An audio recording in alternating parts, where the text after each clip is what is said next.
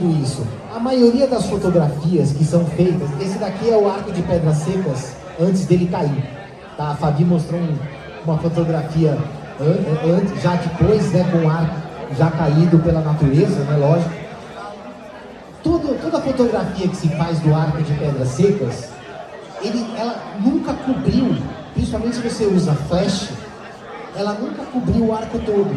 Então você nunca conseguia ver o arco inteiro iluminado.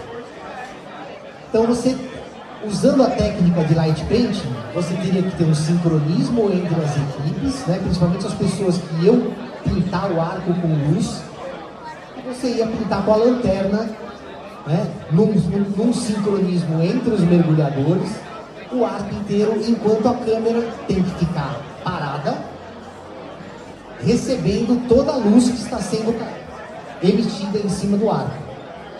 E a gente falou, poxa, beleza, eu acho que não vai ser tão difícil, né?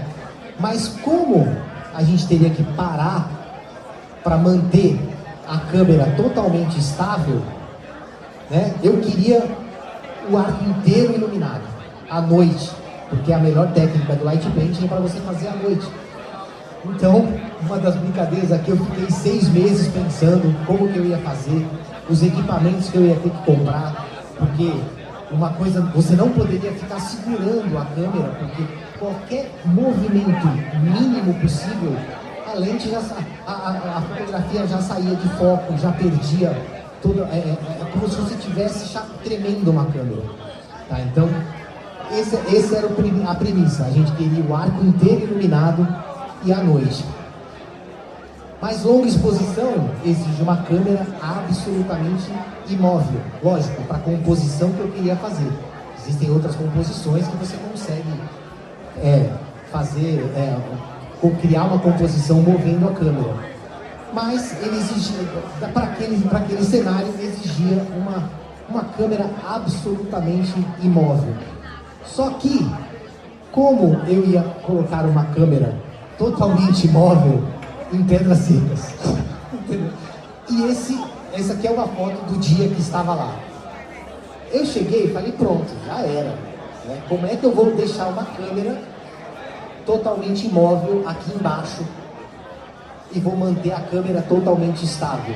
Tá, Pedras Secas, isso era o dia da foto que a gente fez a segunda tentativa, tá? Pedras Secas é aquele desafio que a gente sempre sabe, é mar de fora, é uma água muito mais azul, às vezes até que o mar de dentro, até pela visibilidade e tudo, né? Você conseguia ter boas ajudas, né? de visibilidade, de composição, porém, você recebe a pancada que vem do oceano direto. Então, praticamente o cenário, como eu falo, mais um cenário que falava que essa foto não ia dar certo. Qual foi uma das soluções? Eu falei, poxa, preciso estabilizar a câmera. Esse daqui é o tripé que eu comprei praticamente, que eu batizei de Eagle, né? Quem viu pousar na Lua a Apollo 11, né? Eu falava que é a águia, né? Então, quando eu colocava a câmera embaixo d'água, eu falava a águia pousou, né? Então, eu tive que colocar um tripé, óbvio que tive que lastrear, tive que colocar lastros, não embaixo, nas canelas aqui do tripé, até para não danificar a vida marinha. Então, ficou, e a câmera ficava em cima, lógico, eu não estava usando isso daqui, eu praticamente prendi com parafuso na base. Ela não é um tripé igual uma câmera normal, ela é um tripé que tem uma base para você colocar a caixa estanque com 3 parafusos. Então, essa foi uma das soluções que a gente chegou, né, olha, eu acho que com isso a gente consegue imobilizar a câmera embaixo d'água. E aí nós, depois de tudo isso, fomos e partimos para Noronha, né? E aí, brincando à parte, a gente desceu do avião, já estava tudo pago, são aqueles 2 minutos de fama que você tem, apesar de ninguém conhecer a gente, né? A gente já chegou com tudo pago, sem taxa em Noronha. A própria Globo e o canal Off já tinham deixado tudo reservado, pousada, né? Então a gente fez uma brincadeira que a gente passou a fila, quando desceu de Noronha, a gente passou pela aquela fila da taxa, né? Então, foi uma brincadeira aí, mas a gente conseguiu os 2 minutos de fama, todo mundo olhando, falando, quem são esses caras que estão passando sem pagar a taxa? Mas é uma brincadeira, lógico, não foi assim. Mas foi divertido, assim, você chegar com uma certa regalia. Não pagamos nada, né? Nem pousada, nem barco, sabe? Então, a gente não está acostumado, né? Fabi sabe, a gente gasta tudo do nosso bolso. Quando a gente ganha um sorvete, a gente já fica feliz, né? Então isso foi muito legal, assim. E aí a gente teve uma etapa de planejamento. Aqui a gente estava com o Ismael. Aqui também é uma foto que a gente fez, porque eu não tinha essa foto. Com o Ismael e a Zaira Matheus, como eu falei, ela é uma super cinegrafista aí da Globo. E eu falei, se essa mulher não tem uma foto de Noronha, ninguém tem, porque ela mora lá e tem uma empresa de fotografia. Então ela foi uma das ajudantes da criação do projeto, tá? E a gente começou a procurar e ver o tempo que a gente tinha para fazer isso. E a gente descobriu que a gente tinha uma janela de 2 dias. Uma janela de 2 dias, porque aquela foto que eu mostrei de Pedras Secas, já estava no tempo bom. A gente tinha uma janela de 2 dias que ia virar o mar. Então a gente falou, poxa, temos uma pequena janela aí para a gente poder fazer a fotografia. Lógico, a gente olhou tempo, olhou ondulação, olhou tudo. A gente ficou num bar, né, assim, lá em Noronha, tentando fazer todo o planejamento. E aí começa a saga, né, porque a gente tinha 2 pessoas do canal off, onde você não tem tempo de fazer nada, sabe? Tipo, você ia no banheiro, o cara tava com a câmera atrás de você. Você ia no jantar, o cara tava com a câmera atrás de você. Para vocês terem uma ideia, na gravação de um documentário, eles gravaram mais ou menos 20 horas de programa para um programa de 50 minutos. Então você tem 20 horas de material. Teve coisa que eu acordei cedo de manhã e eles não usaram 20 segundos do sistema. Falei, pô, vocês precisaram acordar 4h30 da manhã para 10 segundos dentro do programa? Falei, não vai. Mas isso foi uma coisa que faz parte da gravação de um documentário. Então você acordava, você tinha que fazer entrevista, você tinha que contar a sua história, né? Você tinha que fazer umas coisas que eles chamam de B-roll, né? Que são imagens que você tem que colocar enquanto você está falando numa entrevista, eles colocam imagens para ilustrar. Então isso foi muito legal, porque a gente está acostumado sempre a sair filmando as nossas viagens de uma forma, e você começa a entender como que funciona a estrutura do documentário. Tudo encaixa, sabe? O que você falou ali, se você falou alguma coisa, eles têm que sair atrás de uma imagem para poder ilustrar aquilo que você estava falando.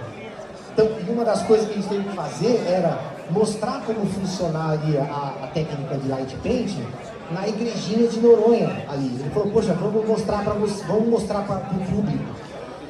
E a gente que fotografa, a gente costuma ser muito técnico. E eles chegaram pra gente e falaram assim, olha, a gente precisa que você fale e explique fotografia como se fosse uma pessoa de 3 anos de idade. Porque você vai atingir um público que não é o que a gente está acostumado do nosso dia a dia, acostumado que está aqui. Você tem que explicar coisas simples, não use palavras técnicas.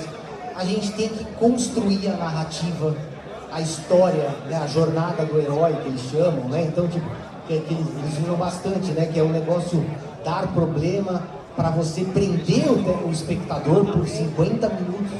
Então, você começa a perceber que o mundo não é tão do jeito que você gostaria. Então, você tem que sentar, você tem que fazer entrevista, você tem que pegar trechos de Noronha.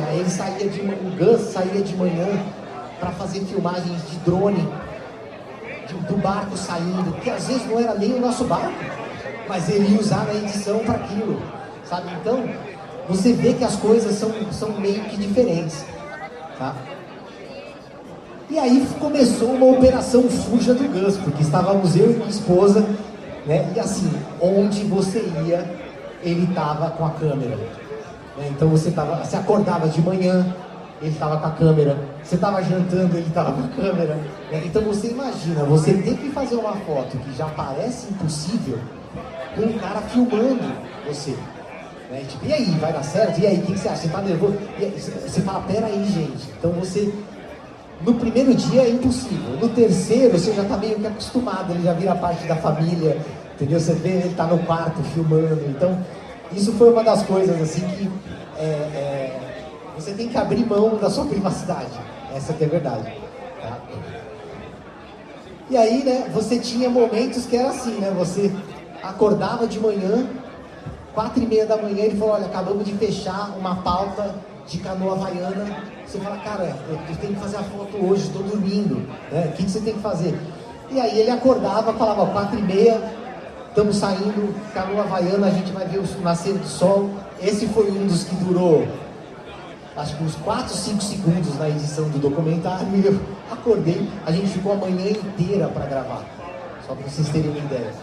Então às vezes a gente assiste, né, eu comecei a dar valor, porque uma das coisas que ele falou no final, né, foi que quando ele traz o material de tudo que eles gravaram, ele assiste tudo antes de colocar, porque ele falou, Henry, como é que eu vou editar algo que eu não sei o que eu tenho? Então ele fica praticamente uma semana assistindo tudo, para ele conhecer. Então se você tem 20 horas, ele investe 20 horas assistindo, porque às vezes de um take de 10 minutos, 2 segundos é a nata, é aquilo que ele queria. Então você começa a dar valor por profissional de audiovisual, né, que hoje está na TV, vocês assistem o programa Canal Off, com certeza, vocês veem que aquilo demorou às vezes, uma manobra, que seja de surf, que seja de mergulho, demorou às vezes 2, 3 dias para ser feito, tá? Então ele acordava e você falava, olha, eu lembro que em Noronha você falou isso, isso, isso, então a gente tem uma pauta pedindo que a gente saia de canoa havaiana para ver os golfinhos na Baía dos Golfinhos de canoa havaiana. Então, puta, por que eu fui falar isso? Né? Por que eu fui falar? Então você acordava aí com o Gus, 4h30 da manhã, batendo na porta, e ele chegava, né, no quarto dele, montava a pauta, ele olhava, né, tudo que tinha, e ele já trazia o que a gente tinha que fazer no dia seguinte. E aí, depois de muita gravação, no seco, né, que a gente teve que fazer de pauta, essas coisas, a gente acabava intercalando, a gente foi ensaiar a fotografia que a gente ia fazer. Então, a gente sentou eu, o Ismael, a Zaira, e a gente começou a discutir como que ia ser feito. A gente resolveu fazer um ensaio na Ressurreta, que é lá em Noronha, é um lugar super raso, tem uns 7 metros de profundidade. A gente falou, poxa, temos que olhar a configuração de câmera, temos que olhar como que a gente vai se comunicar, né, como que a gente vai enxergar, né, apesar que, como eu falei, a gente estava de noite usando técnicas aí que a gente nunca tinha feito, e essa aí foi um bate-papo que a gente teve aí na primeira saída. E a gente acabou descobrindo que a gente não ia conseguir fazer nada daquilo que a gente queria fazer. Então a gente não ia poder falar, óbvio, quando a gente está embaixo d'água. A gente não estaria enxergando, e os nossos duplas, os nossos mergulhadores, eles estariam distantes, né, porque eles estariam pintando o arco. Então a gente começou, e óbvio, né, com o tempo limitado. O nosso tempo era o tempo do cilindro. Aí é um pouquinho aí das cenas, né? A gente estava gravando o ensaio, como que a gente fez, como as pessoas, como os mergulhadores que estavam pintando, a gente não estava pintando o arco aqui ainda, a gente estava pintando uma pedra. Eles não conseguiam ver os sinais. Eu usei essas 2 lanternas como se fosse um sinal. Eu falava, olha, quando eu apagar as minhas 2 lanternas, vocês começam a pintar. Porque, óbvio, se eu tivesse com essas 2 lanternas ligadas, ela ia atrapalhar a minha imagem, porque eu estava com o obturador da câmera aberto fazendo o light paint. Então era combinado, tava a minha esposa, a Elisa, e o Ismael, que estavam pintando o arco. Eu falava, olha, quando eu acender, significa que eu dei um stop na câmera. Quando eu estiver com as duas desligadas, façam a festa e pintem ou como vocês quiserem. Então aí tava eu e o Ismael, a gente estava fazendo um teste, né, para vendo o resultado na pedra e treinando tudo que a gente ia fazer. Treinando comunicação, ensaiando, né? Então a gente acabou fazendo praticamente aí umas 2 horas embaixo d'água, porque a ressurreta é rasa, pegando erros, né? Por exemplo, pra você ter uma ideia, o Ismael, ele estava com uma lanterna que tem foco, aquelas lanternas com foco. Aquilo não dava certo, porque lanterna com foco ficava parecendo uma lapiseira, assim, riscada. Então ele falou, putz, cara, tem que usar uma lanterna sem foco. A sorte que eu tinha levado 6, né? Eu como bom virginiano, eu sempre levo as minhas coisas, né?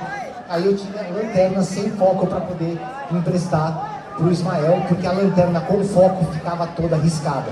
Então a gente ensaiou, deu muita coisa errada, né, que a gente conseguiu acertar. Só que surgiu um problema, porque assim, todo mundo que sabe, né, fotografa, sabe que a gente não consegue ter foco em 2 coisas, ou com uma luz apontada para a câmera e outro de noite. Aí eu falei, cara, acho que a gente tem um problema aqui, porque a gente teria que fazer a composição da fotografia de dia e fotografar à noite, porque à noite, com tudo escuro, e como só fica a luz do mergulhador pintando o arco, eu não ia conseguir o foco na hora. A minha câmera estava no escuro, e só uma pessoa pintando o arco. Aquilo não é suficiente para a câmera focar. O que eu tive que fazer? A gente teve que fazer 2 mergulhos para a fotografia. A gente teve que descer à tarde, deixar o tripé com a câmera na composição que a gente queria, travar o foco e descer à noite para poder fotografar. Você não podia mexer 5 centímetros a câmera, porque senão você ia perder o foco que você tinha. Então eu falei, eu vou ter que deixar minha câmera no mar, né? Porque a gente descia às 3 da tarde e a fotografia era feita à noite. Aí eu tive que deixar minha câmera no mar, né? Aí, uma brincadeira que eu fiz de água, eu tô chorando, mas por dentro eu juro que eu estava assim, né? Assim, eu tive que deixar minha câmera. Nós descemos às 3 da tarde, colocamos a câmera, travei o foco. Falei, bom, agora a Elisa foi embaixo do arco para a gente poder travar o foco.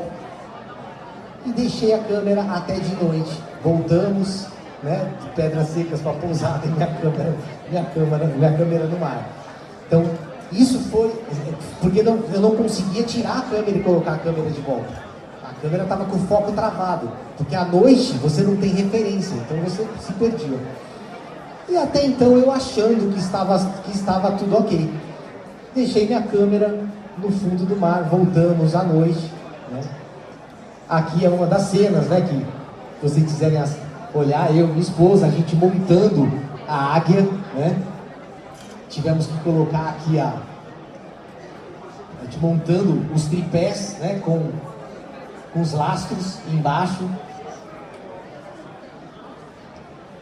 A gente teve que ensaiar isso daí também, mas pra você ter uma ideia, a gente demorou até chegar no lugar, montar, colocar tudo que a gente precisava, demorou aí, sei lá, uma meia hora pra gente fazer.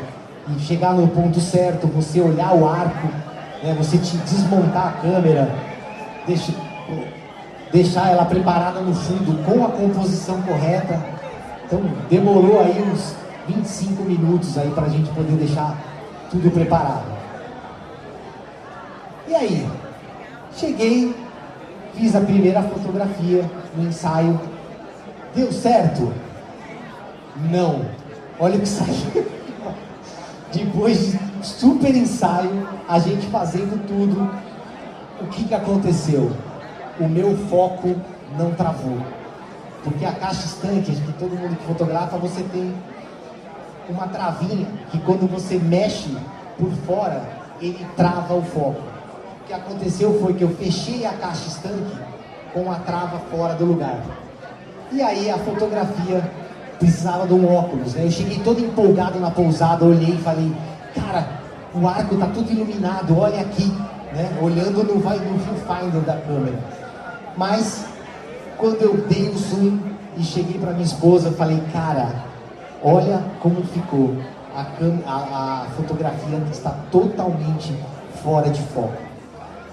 Cara, bateu um desespero aquela hora, porque eu falei, cara, um barco só para você, uma logística só para você, você levar a operadora para fazer, você parar um coordenador de operações, né, com o Ismael ali, para poder mergulhar com você e fazer a pintura do arco, e no final você deu errado. Então você olha assim, a fotografia totalmente fora de foco.